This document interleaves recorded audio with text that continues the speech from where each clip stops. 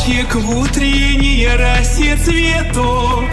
Соловья запев, свисточек, сок, березовый глоток. Тишины послушать волю, по тропинке в лес густой, поболтать с березкой вдоволь про него и про любовь. Матушка земля